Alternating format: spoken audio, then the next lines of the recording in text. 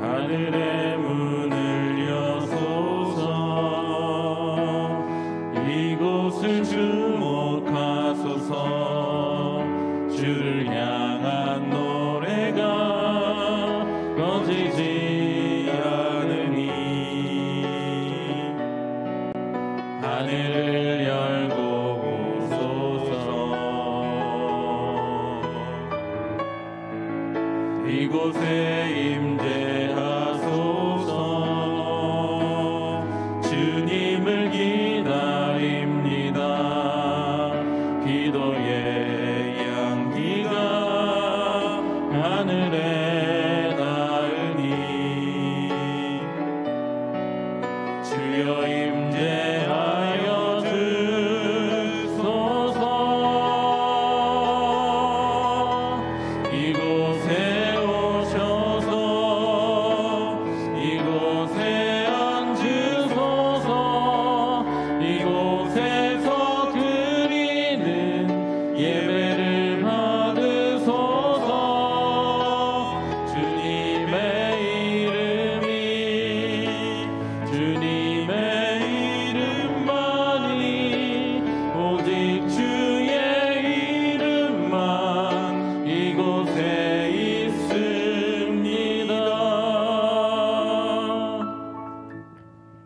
하늘에서는 주 외에 누가 내게 있으리요?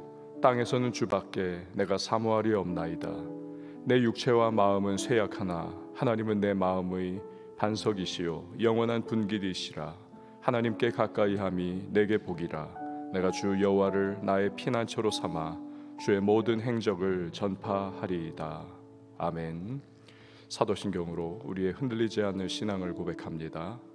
전능하사 천지를 만드신 하나님 아버지를 내가 믿사오며 그 외아들 우리 주 예수 그리스도를 믿사오니 이는 성령으로 잉태하사 동정녀 마리아에게 나시고 본디오 빌라도에게 고난을 받으사 십자가에 못 박혀 죽으시고 장사한 지 사흘 만에 죽은 자 가운데서 다시 살아나시며 하늘에 오르사 전능하신 하나님 우편에 앉아 계시다가 저리로서 산자와 죽은 자를 심판하러 오시리라. 성령을 믿사오며 거룩한 공회와 성도가 서로 교통하는 것과 죄를 사하여 주시는 것과 몸이 다시 사는 것과 영원히 사는 것을 믿사옵나이다. 아멘. 앉으셔서 찬송가 321장 찬양합니다.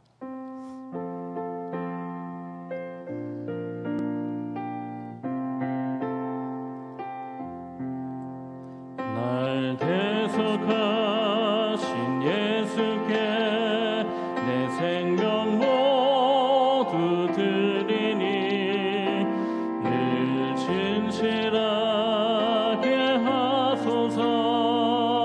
내 구주 예수여 나 구주 위에 살리라. 내 기쁨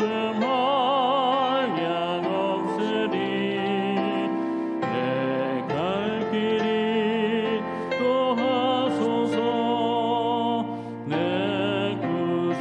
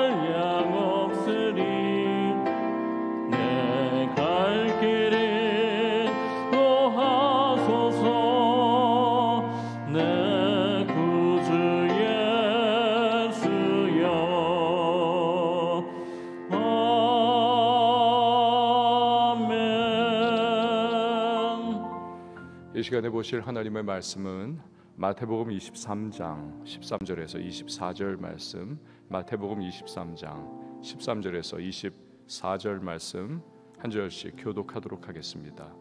화 있을진저 외식하는 서기관들과 바리새인들이여, 너희는 천국 문을 사람들 앞에서 닫고 너희도 들어가지 않고 들어가려 하는 자도 들어가지 못하게 하는도다. 화 있을진저 외식하는 서기관들과 바리새인들이여, 너희는 교인 한 사람을 얻기 위하여 바다와 육지를 두루 다니다가 생기면 너희보다 배나 더 지옥 자식이 되게 하는도다.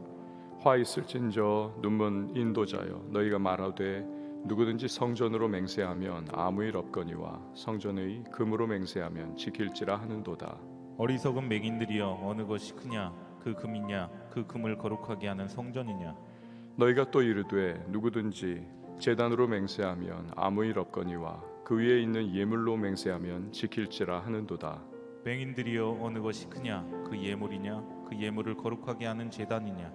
그러므로 제단으로 맹세하는 자는 제단과 그 위에 있는 모든 것으로 맹세하며, 또 성전으로 맹세하는 자는 성전과 그 안에 계신 이로 맹세하며, 또 하늘로 맹세하는 자는 하나님의 보좌와 그 위에 앉으신 이로 맹세함이니라. 화 있을진저 외식하는 서기관들과 바리새인들이여, 너희가 박하와 회향과 근체의 11조는 들이되 율법에 더 중한 바 정의와 긍휼과 믿음은 버렸도다. 그러나 이것도 행하고 저것도 버리지 말아야 할지니라. 함께요. 맹인된 인도자여, 하루살이는 걸러내고 낙타는 삼키는도다. 아멘. 기도하시겠습니다. 드린 예물 감사 헌금, 예배 헌금, 1,000번째 서원 헌금 봉헌합니다. 주님, 오늘도 우리를 주님을 사모하는 마음 주시고 또 기도할 수 있는 힘과 은혜를 허락해 주심에 감사를 드립니다.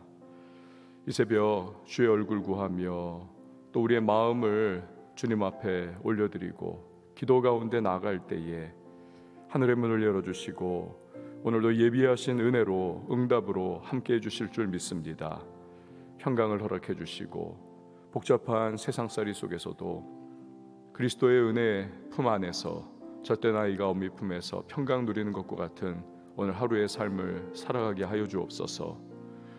휘둘리지 않게 하시고 여러 가지 선택과 결정의 순간순간 말씀을 기억나게 하시며 또한 말씀을 따라서 주께서 원하시고 기뻐하시고 기대하시는 믿음의 선택과 결정으로 나아가는 우리 모든 하나님의 사람들이 되게 하여 주옵소서. 오늘도 힘과 능력으로 함께 하시고 지혜를 주시고 우리 가운데에 하나님의 선한 능력, 은혜 속에 이 하루도 믿음의 발걸음 잘 달려가는 우리 모든 하나님의 사람들이 되게 하여 주시옵소서.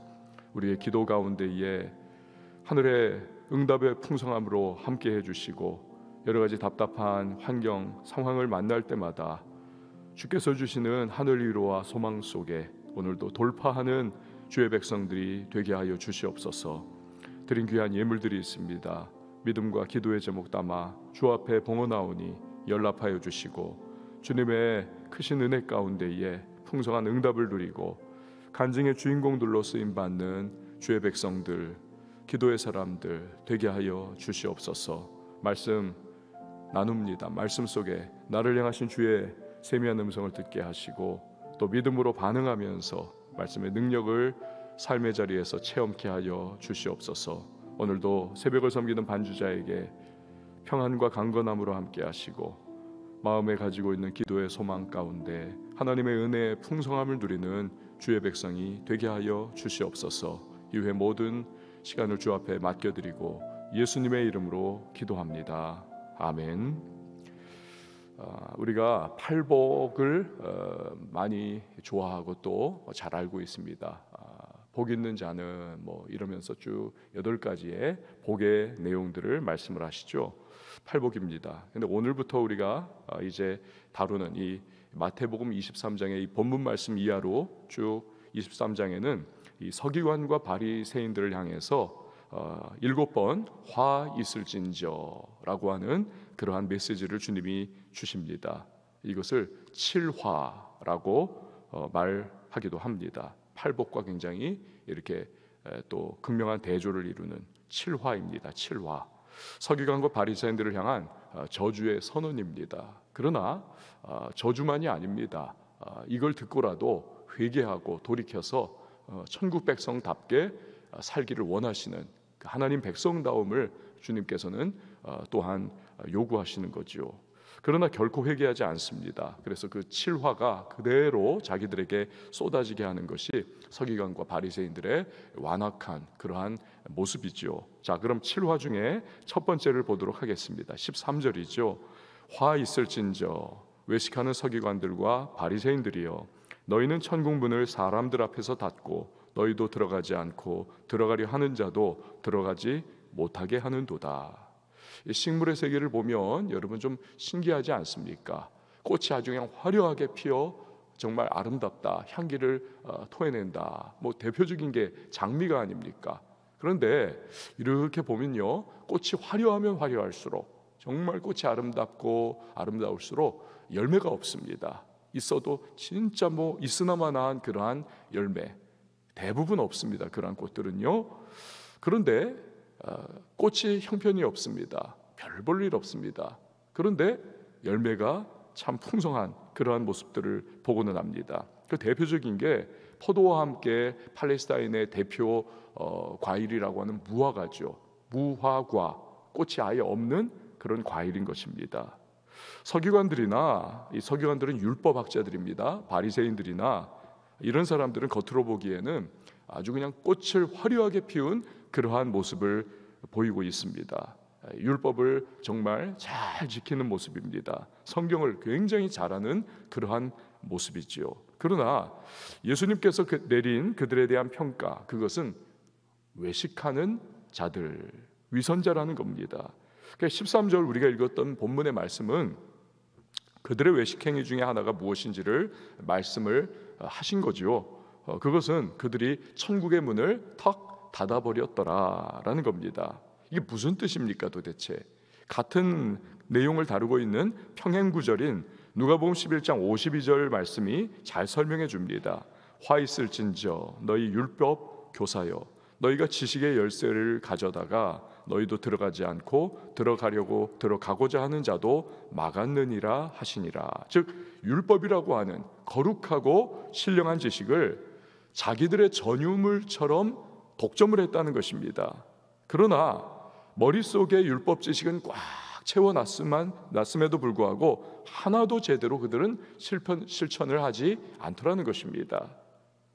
설령 지킨다고 해도 하나님이 왜 그 말씀을 우리에게 주셨을까? 이 말씀 속에 담겨있는 하나님의 진짜 본심, 이 율법의 정신은 과연 무엇일까? 이해하려고 하는 그러한 노력을 하지 않습니다. 그냥 기계적으로 율법 행위에 매달려 있더라는 거죠. 그러니 아무리 해도 하나님께서 인정하시지를 않는 겁니다. 열매 없는 화려한 꽃처럼 사람들에게 아주 그냥 의기양양하게 자기들을 보이는데 애를 씁니다. 내가 이렇게 율법을 잘 지킨단 말이야. 근데 더 큰 문제는 뭐냐 하면 일반 백성에게 아주 어려운 하위 법령들을 어마어마하게 잔뜩 만들어 가지고 이거 너희가 지켜라 강요를 하더라는 거죠. 예를 들어 마가복음 강해 때 살펴보았듯 음식법, 정결예법 이런 겁니다. 그렇죠? 손을 하여튼 어떻게 씻어야 되고 식기류를 어떻게 씻어야 하고 잔뜩 만들어 놨습니다. 그래가지고 진정으로 하나님을 사랑하기에 기쁨으로 지키는 것이 아니라 내가 혹여나 이 율법 조항에 걸려들까봐 두려움에 떨게 만듭니다. 하위 조항이라고 하는 그냥 아주 촘촘하게 짜여 놓은 그러한 그물에 걸려가지고 정말 숨을 못 쉬어가지고 펄떡거리는 그러한 물고기들처럼 이 사람들이 고통과 괴로움에 빠져들도록 만들더라는 거죠. 그러니 하나님과의 영적 관계를 통한 은혜와 기쁨, 이걸 어떻게 누릴 수가 있겠습니까? 결국 서기관과 바리새인들은 자기들도 천국 백성 되지 못하고 사람들도 잘못된 가르침 때문에 천국 백성 되지 못하게 하더라는 겁니다. 예수님이 바로 그걸 지적하고 계시는 것이죠. 우리가 자녀들이나 초신자들에게 조심해야 할 것이 이런 것이 아닐까. 그러니까 PK들, 즉 목회자 자녀들 중에서 이 믿음 잃어버리고 교회 떠나가고 그리고 굉장히 하여튼 이 이 부모님에 대해서 또 교회에 대해서 그냥 아주 반발하면서 부정적인 그러한 태도를 가지고 있는 아이들이 있습니다. 율법적인 부모의 모습, 그 말씀대로 살지 않는 그러한 강단과 삶이 괴리가 너무나 이중적으로 그렇게 벌어져 있는 모습, 그런 위선적인 모습이 싫다는 겁니다. 그래가지고 그냥 어릴 때는 할 수 없이 가야 되지만 이 머리가 커버리면 청년기가 되면서부터 교회를 아예 떠나버리는 것이죠. 근데 문제는 이런 아이들이 나중에 보면 교회를 굉장히 어렵게 하는 것을 보고는 합니다. 그러니까 한국 교회를 늘 비판을 하면서 하여튼 가장 어렵게 하는 모 인터넷 신문도 딱 바로 그 케이스인 거죠. 교회 중직자 자녀들도 또한 이런 애들이 적지가 않습니다. 교회 나온 지 얼마 안 되는 초신자들에게 우리 오래 교회를 다닌 그러한 중직자들이나 오래 교회를 다닌 그런 성도님들이 이 좋지 못한 본을 보인다면, 예를 들어 뭐 교회에서 그냥 맨날 싸우고 대립하고 교회 비판에 열을 올리는 그러한 모습들을 이렇게 보면서 이 초신자들이 이 잘못된 교회관 이것을 갖게 한다면 이 예수님이 말씀하신 칠화, 화 있을진저, 이 대상이 우리가 되지 말라는 법이 없는 것이죠. 가만히 보면 교회를 향해서 날선 비판을 하는 사람들 중에 상당한 케이스가 전에 교회를 어느 정도 다녔던 사람들이 꽤나 많습니다. 아예 모르면 비판거리도 잡지를 못해요. 그래서 좀 알고 있으니까, 그러나 잘못 알고 있거나 또는 이 왜곡된 그러한 교회에서 받은 그 상처, 그러한 잘못된 본, 이것을 배운 사람들이 그러한 교회를 향해서 막 비판하고 잘못된 그러한 기준으로서 공격하는 것들이 굉장히 많습니다. 결국 우리들 기존 신자의 잘못이 큰 셈이죠. 정말 우리가 조심을 해야 하겠습니다. 이 말씀을 아느냐, 얼마나 아느냐 이것도 중요하지만 알게 된 그 말씀을 내가 정말 실천하는 노력을 하지 않는다면 그 알게 된 말씀이 우리를 심판하는 도구가 될 수가 있는 것이죠. 알면서도 행하지 않는다면 나중에 책망받을 일이 모르면서 하지 않은 것보다 더 크다는 것이죠. 그러니까 저나 여러분이나 말씀대로 살고자 애쓰고 작은 것부터 하나하나 우리가 좀 실천하기 위해서 몸부림을 치고 점점 예수님을 닮아가는 성도 되기를 우리가 힘써야만 하겠습니다. 특별히 가정에서 자녀들 앞에서 이 말씀대로 힘쓰는 부모의 본을 보여야만 하겠습니다. 내가 그렇게 잘 못해도 정말 애를 쓴다면 그 그냥 몸부림치는 모습을 담아두고 있는 거죠. 그러면서 나이가 점점 들어가면서 그래도 우리 부모님들이 애썼다, 그런 마음, 눈 쌓인 곳에서 앞서가는 사람의 발걸음을 뒤에 따르는 사람이 따라갈 수밖에 없는 것처럼 우리들 부모가 먼저 본을 보이기 위하여 애쓸 때에 자녀들이 또한 말씀의 길을 따라가게 되는 것이죠. 우리나라의 오래된 모 교회 중에 하나인 교회입니다. 지금은 목사님이 은퇴를 하셨는데 몇 년 전에요, 그 목사님이 부임하자마자 어느 중직자 한 분이 매일 이 목사님을 그렇게 비판을 합니다. 심지어는 그분이 하여튼 봉고차를 교회 앞에다 딱 정문 앞에 세워놓고는 아무개 목사 물러가라, 그렇게 하여튼 평생을 하더라고요. 근데 그 아들분이 또 따라서 중직자가 되었습니다. 그런데 그 아버지가 하던 그 바톤 터치를 그대로 하더라고요. 해가지고는 계속 그렇게 배너를 걸고 아무개 목사 물러가라, 봉고차가 세워놓고, 그 결국 그 목사님을 쫓아내려고 했지만 이 목사님이 하여튼 그걸 잘 20년 가까이를 버텨냈습니다. 그러다가 이 목사님 은퇴하기 얼마 전에 결국 그 아들 그 중직자가 자기 잘못을 어떻게 깨달았는지 어쨌는지 결국 무릎 꿇고 사죄했다라는 거죠. 얼마나 비극입니까? 그 귀한 직분을 받았는데 이 목사 쫓아내려고 그 직분의 모든 힘과 권위를 다 낭비하고 사용하고, 정말 얼마나 안타깝습니까? 그 아버지가 정말 귀한 본을 보였다면 그 아들이 그 귀한 직분을 받았을 때에 거기에 실려있는 권위와 거기에 실려있는 은혜와 모든 것들을 통해서 정말 교회를 아름답게 세우고 얼마나 목회에 도움이 되고 얼마나 참 상급을 쌓는 그러한 삶을 살았겠습니까? 너무나 안타까운 거죠.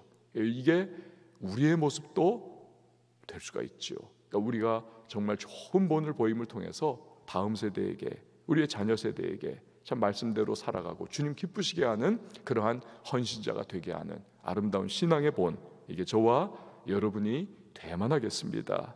15절 말씀은요 7화 중에서 두 번째 내용입니다. 보십시오. 화 있을진저 외식하는 서기관들과 바리새인들이여, 너희는 교인 한 사람을 얻기 위하여 바다와 육지를 두루 다니다가 너희보다 배나 더 지옥 자식이 되게 하는도다. 이 당시에 유대교 사람들은요 선교에 아주 적극적이었다고 합니다. 근데 문제는 목적이 문제였었습니다. 야, 이거 하나님을 이거 다 믿게 해야지, 이게 아니라 불손한 목적이었다는 거죠. 그러니까 자기들의 파당의 가르침, 파당적인 가르침, 요걸 추종하게 하려는 목적으로 더 많은 사람을 규합하는 목적을 가지고 유대교 선교에 열심을 냈다는 겁니다. 그러니까 예수님께서 교인을 얻기 위해 바다와 육지를 두루 다닌다, 이게 바로 그런 의미인 것입니다. 결국 서기관과 바리새인들은 유대교에 들어온 사람들을 잘못된 가르침을 망하게 가르쳐버린 것이지요. 특히 이방인이 그럴 경우에, 들어왔을 경우에 이방인이 가지고 있는 원래의 우상 섬기던 잘못된 습성이 있지 않습니까? 여기에 또 자기들의 파당적인 가르침을 더 가르쳐버리니까 이 이방인 같은 경우는 이건 뭐 완전히 뒤죽박죽 엉망진창, 그러한 모습이, 배나도 지옥 자식이 되는 그러한 모습이 돼버렸던 거지요. 이게 주님의 지적이 바로 그런 겁니다. 뭐 이단도 바로 그런 것 아닙니까? 자기들이 얼마나 잘못된 것인지를 이걸 깨닫지 못하고 그냥 14만 4천이라는 막 그런 거에 막 그냥 꽂혀가지고는 정신 못 차리고 막 그냥 물불안거리고 그 이단 교리를 그냥 막 전파하려고 불이 붙어가지고 잘못된 열심을 그걸 내는 거지요. 그런 사람들의 전도를 또 받고 빠져 들어가는 사람들이 완전히 지옥 자식이 되어 버리는 겁니다. 결국 이단이 그냥 사단이 돼 버리는 겁니다. 이단이 사단 돼 버리는 거예요. 여러분, 사람을 지옥 백성 만들어 버리는 거지요. 잘못된 가르침을 통해서. 자, 7화 중에 세 번째가 16절입니다. 16절 보세요. 화 있을진저 눈먼 인도자여, 너희가 말하되 누구든지 성전으로 맹세하면 아무 일 얻거니와 성전에 금으로 맹세하면 지킬지라 하는도다. 서기관과 바리새인들을 향해서 외식하는 자, 위선자라고 책망하셨던 주님이 이제는 그들을 눈먼 인도자다, 이 시각장애인이 앞을 보지 못하고 잘못된 길을 가면서 일로와 하면서 뒤따르는 사람들을 잘못 인도하는 것 같다는 거죠. 이 사람들은 진리가 무엇인지, 하나님 말씀이 진정 무엇을 말씀하시는지 알지 못하는 사람들입니다. 그러면서도 다른 이들을 이끌어가는 그 종교인의 일을 하기 때문에 눈먼 인도자다 하시는 거죠. 그런 그들의 모습을 예수님께서 뒤따르는 구절에서 하나를 예를 드십니다. 그들이 말하기를 성전을 거론하면서 맹세를 하면 이건 꼭 지키지는 않아도 된다. 그렇지만 그 성전에 있는 금, 뭐 성전의 한 부분을 입힌 그런 도금한 부분이든지 아니면 성전에 드려진 그러한 예물로서의 금이라든지 뭐 이런 것을 거론하면서 맹세를 하면 이건 꼭 지켜야 한다, 그런 말을 하더라는 거죠. 그러니까 예수님은 그 말이 얼마나 어리석은 말인지를 설명을 하십니다. 17절이죠. 어리석은 맹인들이여, 어느 것이 크냐, 그 금이냐, 그 금을 거룩하게 하는 성전이냐. 당연히 성전이 큰 것이 아닙니까? 성전 안에 있는 금은 성전의 일부일 뿐이죠. 또한 성전은 그 자체가 하나님의 상징이 아닙니까? 하나님께서 임재하시는 장소지요. 그렇기 때문에 성전으로 맹세하면 꼭 안 지켜도 되고 성전에 있는 금으로 맹세하면 지켜야 한다는 이 서기관과 바리새인들의 말은 앞뒤 분간을 못하는 어리석은 사람들의 소리일 뿐인 것입니다. 예수님은 비슷한 예를 또 하나 더 들어주시죠. 18절 말씀입니다. 18절 너희가 또 이르되 누구든지 제단으로 맹세하면 아무 일 없거니와 그 위에는 예물로 맹세하면 지킬지라 하는도다. 이게 무슨 말입니까? 이 서기관들과 바리새인들이 똑같은 논리로 이야기하더라는 거죠. 제단을 거론하면서 맹세하면 이건 꼭 지키지 않아도 돼. 근데 제단 위에 있는 예물로 맹세하면 꼭 지켜야 한다라는 겁니다. 마찬가지죠. 제단이 그 위에 놓여 있는 예물보다 훨씬 큰 거죠. 본질적인 겁니다. 제단이 없으면 제단 위에 예물이 놓여 있을 수가 없는 것 아닙니까? 그러니까 예수님은 그 설명을 19절에서 22절에 해주고 계십니다. 19절에서 22절이요. 맹인들이여 어느 것이 크냐? 그 예물이냐? 그 예물을 거룩하게 하는 제단이냐? 그러므로 제단으로 맹세하는 자는 제단과 그 위에 있는 모든 것으로 맹세하며 또 성전으로 맹세하는 자는 성전과 그 안에 계신 이로 맹세하며 또 하늘로 맹세하는 자는 하나님의 보좌와 그 위에 앉으신 이로 맹세함이니라. 자, 이처럼 서기관과 바리새인들은 율법을 아주 그냥 잘 아는 척 지도자 행세를 했지만 사실은 율법이 담고 있는 본질적이고 정말 중요한 정신, 이 하나님이 왜 이 율법을 주셨느냐에 대한 그 부분, 이걸 놓치고 으스대더라는 것입니다. 그럼에도 자기들의 외식이나 어리석음을 깨닫지는 못하고 사람들 앞에 높임을 받으려고만 그렇게 하더라. 예수님이 이제 7화 중 네 번째 말씀으로 그들의 외식을 다시 한번 지적을 합니다. 23절 말씀 보시기를 바랍니다. 화 있을진저 외식하는 서기관들과 바리새인들이여 너희가 박하와 회향과 근체의 11조는 들이되 율법의 더 중한 바 정의와 긍휼과 믿음은 버렸도다. 그러나 이것도 행하고 저것도 버리지 말아야 할지니라. 박하, 회향, 근체, 이건 식물들이죠. 특별히 양념, 조미료로 쓰는 그러한 식물들이 아닙니까? 그러니까 이런 양념까지, 예를 들어서 양념 세트를 선물로 받은 거예요. 근데 그 양념 세트에 그 양념병을 뜯어가지고는 거기서 10분의 1들을 또 이렇게 덜어내가지고 11조를 드릴 정도로 이 사람들이 그렇게 11조에 열심히 내더라는 겁니다. 그렇지 않습니까? 근데 문제는 뭐냐 하면 이런 11조를 드리면서까지도 사람들 앞에 하는 것이 뭐냐? 우리가 이렇게 11조 철저히 드린다. 이걸 뻐기고 드러내고자 하는 목적으로 불손하게 11조를 드리더라는 것입니다. 이게 진정으로 만물의 주인이 되시는 하나님이심을 내게 주신 물질의 10분의 1을 드림으로 믿음으로 내가 인정해 드리고 이 하나님께 감사하는 것으로 11조 드리는 그 마음은 1도 없더라는 것입니다. 이들은 11조 장난을 치면서 정작 정의와 긍휼과 믿음이라고 하는 이 본질적인 하나님께서 기대하시는 바는 하수구에 다 버리듯 하더라는 거죠. 그러니 얼마나 이게 위선이 아닙니까? 예수님이 바로 이들의 이런 점을 너무너무 싫어했던 것이죠. 하지만 예수님은 단서를 달고 계십니다. 그러나 이것도 행하고 저것도 버리지 말아야 할지니라. 즉 목욕물 더럽다고 아기까지 같이 버리지는 말라는 겁니다. 이 사람들이 하는 11조 행위, 이 사람들이 하는 율법 준수 행위가 그 마음속에 위선이 있고 아주 좋지 못한 그러한 태도가 있다고 해서 율법을 지키는 것, 11조를 드리는 것, 이런 것까지도 너희가 안 하면 안 된다는 것입니다.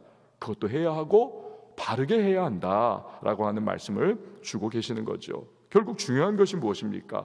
하나님이 말씀을 주신 그 말씀에 담겨있는 진정한 의미와 정신과 목적을 제대로 이해를 하고 그 말씀대로 살아가는 것이 결국 중요하다는 것이죠.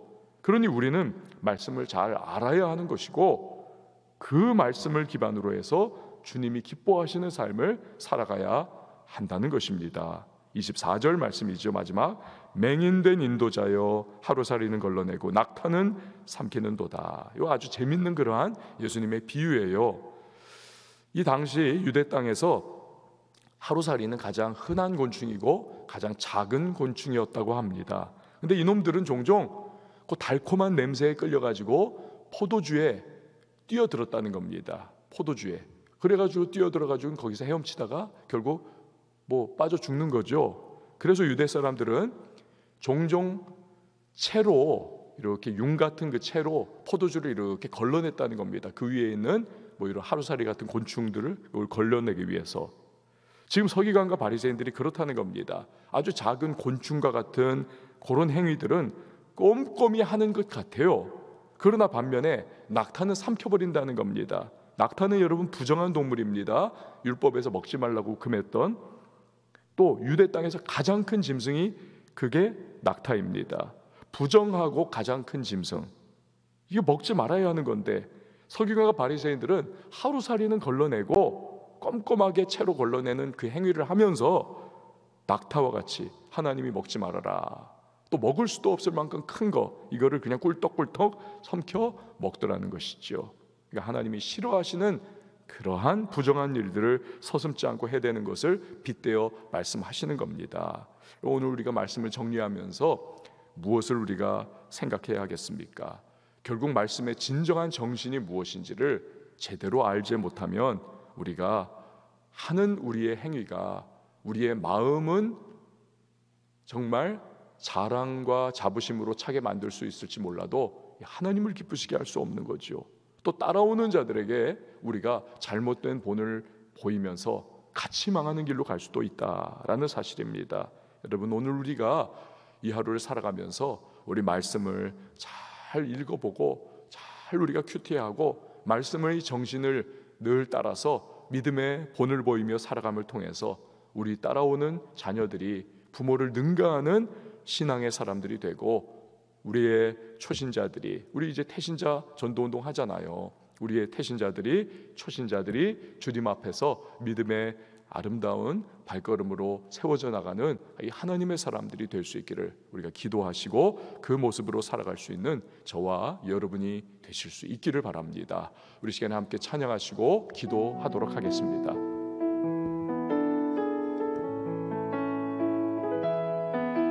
두려워 말라, 너와 함께 함이니 놀라지 말라, 나는 내 하나님 됨이니 무서워 말라, 내가 널 도와주리니 너는 마음에 염려치 말라. 두려워 말라, 너와 함께 함이니 놀라지 말라, 나는 내 하나님 됨이니 무서워 말라, 내가 널 도와주리니 너는 마음에 염려치 말라.